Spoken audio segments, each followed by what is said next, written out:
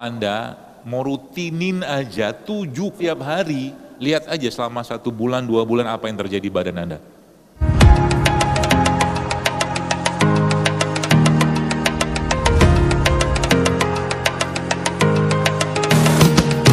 Siapa di sini yang nggak suka labu? Nggak suka labu? Coba angkat tangan. Nggak usah angkat tangan deh. Bola banyak. Suka labu nggak? Saya nggak suka.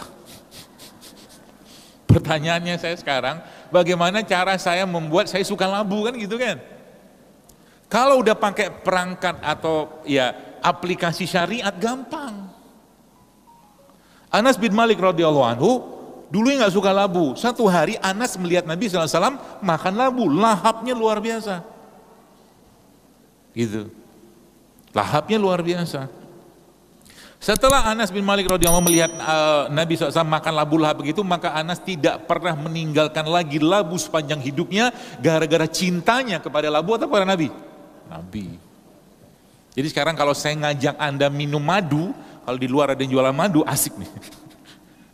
Nabi itu sangat suka dengan madu. Misal, Nabi itu sangat suka dengan kambing, paha kambing segala macam. Ya. Jadi caranya gimana? Ketika dimasukkan sesuatu yang berhubungan dengan syariat di situ, maka cintailah itu bukan karena bendanya, tapi karena kaitannya sama akhirat atau sama Allah atau sama Rasulullah SAW. Bagaimana cara saya membuat? Kita kan kurma misalkan, kurma itu Nabi sampai mengatakan tidak akan kelaparan rumah yang di dalamnya ada kurma. Jadi kalau Anda mau rutinin aja 7 kurma tiap hari, lihat aja selama 1 bulan, 2 bulan apa yang terjadi badan Anda. Jadi pagi-pagi itu sudah mulai diganti. Kalau saya pribadi sebenarnya bukan penganut sarapan. Jadi kalau Anda mau sehat, versi saya ya, versi lain nggak tahu. Karena sekarang ini untuk sekedar menjual sesuatu yang sifatnya produk yang gunakan untuk sarapan, mereka bikin risetnya. Yang riset pun kadang-kadang nggak benar juga. Anda tahu American breakfast? Itu diriset dulu itu.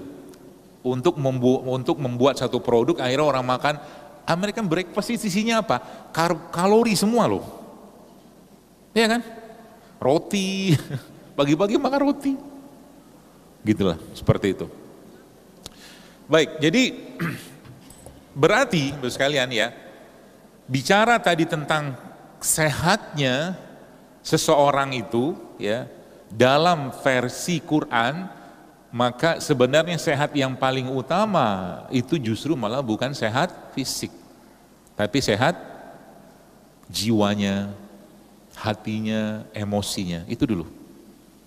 Nah tadi kan sudah saya jelaskan caranya gimana kan, takut, sedih, marah segala macam, maka berarti kita nggak boleh marah dong, bukan. Marah itu tentaranya kita, pakailah dia. Caranya gimana? Nabi kasih clue. Bolehkah sembarangan marah? Nggak boleh. Kalau urusan agama kita dihina, dicaci, diinjak segala macam, itu marah, bener. Tapi kalau sekedar urusan yang kaitannya dengan hal-hal yang sifatnya duniawi, nggak usah marah lah. Ya mungkin tegas gitu boleh gitu kan. Makanya ya kita misalkan bicara sedikit rumah tangga ya. Suami itu bisa jadi ujian buat istri atau istri itu ujian buat suami kan gitu. Itu hal yang lumrah saja. Ya. Cuman memang ada orang yang pernah mengadukan ya kepada Umar bin Khattab radhiyallahu anhu, dia mengatakan ya khalifah gitu kan, ya Amirul Mukminin, ini istriku di rumah begini gitu kan, ngomel aja terus kata dia gitu. Terus akhirnya pada saat dia sedang ngadu kayak begitu, bahkan dia bilang kalau bolehkah ya gini lah, nggak boleh. Jadi kalau kita sudah paham agama itu begini, bolehkah aku menceraikannya gitu kan, ini kelakuan kayak begini kata dia. Pada saat dia sedang ngadu kepada Amirul Mukminin kayak begitu, istri Umar lagi ngomel. Tenang bro, masalah kita sama gitu. Ya. Maka tadi marah, takut, sedih, ya, kesel gitu tuh Cobalah itu dijadikan, kalau bahasa itu berkualitas gitu loh. Mungkin misalkan kita merasa sedih. Contoh sedih yang sangat receh apa? Aku sedih banget, jilbabku nggak cocok warnanya sama bajuku misalkan. Itu receh banget. Misal, Anda mungkin boleh ngomong kayak begini yang 40 tahun, 50 tahun, oke, tapi anak-anak malah ada kayak begitu. Kadang-kadang malu gitu kan, ini kok nggak matching banget atas sama bawah gitu kan. Misal, sedih dia gitu kan. Nah, itu yang sedihnya yang tadi receh segala macam. Nah, akhirnya Bu sekalian, pada akhirnya ketika kita bicara hati yang baik, jiwa yang baik, dan Quran memberikan pedoman tentang itu ya, maka akan muncullah satu output dari situ berupa apa? Berupa akhlak, berupa adab. Maka ada seorang atau Nabi mengatakan bahwa betapa aku melihat di surga itu, kata Nabi, banyak yang masuk surga itu, kata Nabi, bukan karena amalnya, rahmat Allah pasti ya, ampunan Allah pasti, tapi kata Nabi itu maksudnya menjelaskan banyak yang masuk surga itu gara-gara akhlak. Kalau hatinya benar, akhlaknya pasti bagus. Gitu. Belajar akhlak itu dari mana? Ya dari Nabi lah pasti. Ya. Bicara keluarga, misalkan kita bicara keluarga, bagaimana berkeluarga, Quran sudah menjelaskan. Makanya dalam surat Ali Imran itu ada hal yang menarik di situ. Waktu Allah mengatakan Innastofa Adam, kata Allah, Innastofa Adam wa Nuh, kata Allah. Kami telah memilih Adam, kami telah memilih Nuh. Wa ala ali Ibrahim wa ala ali Imran, wa ali Imran, gitulah. Kami memilih Adam, kami memilih Nuh, dan kami memilih Ibrahim, keluarganya Ibrahim dan keluarganya Imran. Ayat ini menarik buat saya. Kenapa menarik? Karena di Adam sama Nuh Allah tidak pakai kata Ali. Pernah lihat ayat itu? Allah nggak pakai kata Ali di Adam sama Nuh. Kenapa? Karena di Adam sama Nuh, Nabi Adam, Nabi Nuh itu manusia mulia pastinya, tapi untuk menjadi teladan kita dalam urusan keluarga, Allah menyuruh kita ke keluarga yang lain, yaitu keluarganya Ibrahim dan keluarga Imran. Akhlak, adab. Ya. Makanya bicara tentang makanan, Bapak sekalian, ya. Misalnya kalau selesai nih ya, akhlaknya, adabnya, hatinya, segala macam, itu yang kita makan itu sebenarnya sangat berkaitan dengan emosionalnya kita. Ya. Makanya tadi kalau Anda baca atau dengar tadi kalimat disampaikan oleh Ustadz tadi waktu menjelaskan wa kulu mimma fil ardi halalan thayyiban wala tattabi'u khutuwati syaitan. Ini ayat sudah berulang-ulang saya ulang.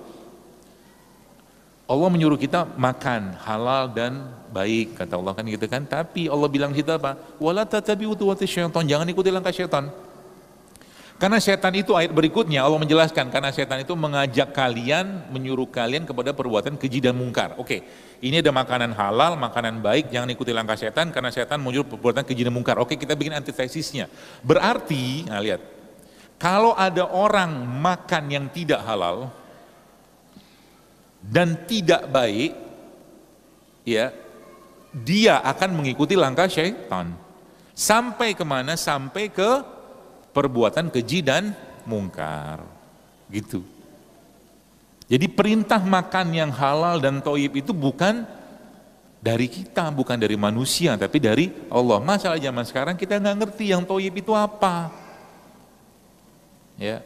Sehingga yang dimakan kebanyakan, saya sering sebutnya itu kebanyakan sampahnya, ya, sampahnya. Jadi contohnya begini. Kalau Bapak Ibu sekalian, ya gini, manusia kita nih ya, kita ini bagian terpenting kita tuh inti sel, gen DNA kayak begitu. Ah itu mereka semua punya bahan pembentuk dasarnya atau bahan penyusunnya namanya asam amino. Oke, pertanyaan saya sekarang, di mana kita bisa dapatkan asam amino dengan komposisi terbaik yang Allah ciptakan di alam ini? Madu, kurma, habatus sauda, air kelapa, itu isi asam amino semua itu. Ya. Buat apa dia mengganti sel yang rusak? Jadi Anda bayangkan ada sel, dia tergantikan dalam beberapa hari tergantung di mana sel itu berada, kulit beda, jantung beda, organ beda. Nah, maka ketika dia membutuhkan bahan bakunya, ya, yang dimakan itu bukan bahan baku, yang dimakan justru malah makanan yang tidak pas, yang tidak toyib bahasanya kita, konslet dia. Kalau sudah konslet apa yang terjadi? Ini pasti masalah. Ya, contoh. Anak-anak berkebutuhan khusus, autis lah misalkan ya, atau ADHD gitu kan. Kalau Anda buka datanya, mereka itu dicek di lab ya, kalau ada yang, saya pernah lihat soalnya. Itu yang saya temukan di mereka itu banyak kandungan-kandungan logam beratnya. Di darahnya segala macam itu kan. Kita nggak bahas penyebabnya lah, itu panjang sekali pembahasannya. Tapi saya maksudnya logam berat. Nah, logam berat itu gini Bapak sekalian. Ini reseptor. Ibarat kata Allah sudah kasih reseptor untuk kita. Bentuknya ada yang begini, ada yang begini, gitu-gitu lah. Nah, bahan makanan itu ya ketika masuk dia klop gini, kunci dia. Muncullah produksi sesuatu dari hasil ketemu reseptor dan bahan baku tadi. Anda bayangkan kalau ini keliru, reseptornya begini, masuklah dia yang menyerupai, katakanlah dia butuh asam amino misalkan isoleusin atau mungkin rumusnya itu ABC, harusnya masuk ABC ke sini, tiba-tiba masuk DEF, nipu si reseptor, akhirnya reseptor kalang kabut. Ya, kalang kabut, akhirnya yang diproduksi oleh reseptor bukan hormon yang sebenarnya. Itu kalau dalam bahasa orang-orang nutrisi itu namanya mimikri. Salah satu mimikri paling banyak itu ada pada logam berat. Ya. Logam berat itu di mana? Banyak. Banyak. Kalau saya sebutin nanti pusing Bapak Ibu. Cukup saya saja yang pusing mikirin ini. Banyak. Paling gampang di mana? Tiap hari loh kita makan. Beras. Pestisida. Makanya zaman dulu orang bisa minum air tajin. Kalau sekarang air pestisida iya. Terus kami nggak makan beras kan gitu. Banyak ya. Kosmetik ada juga. Ini belum lagi makanan-makanan kemasan itu ya. Waduh, mengerikan. Nah, sedikit spillnya sedikit supaya kita tahu keadaan zaman sekarang itu ya. Kan tadi ada kata-kata khutuwat, wala tattabi'u khutuwat. Khutuwat itu bahasa kita gampangnya langkah-langkah strategisnya setan. Khutuwat. Allah Subhanahu wa taala Bapak Ibu sekalian memberikan ada beberapa ayat yang menjelaskan tentang khutuwat ya. Di surat An-Nur itu tentang kesucian. Ada khutuwat. Di surat Al-Baqarah juga ada tentang keimanan. Nah, di surat Al-An'am sama Al-Baqarah juga itu Allah menjelaskan tentang khutuwat, langkah setan untuk merusak bahasa kita gitulah, itu juga ada pada makanan, minuman dan hewan ternak.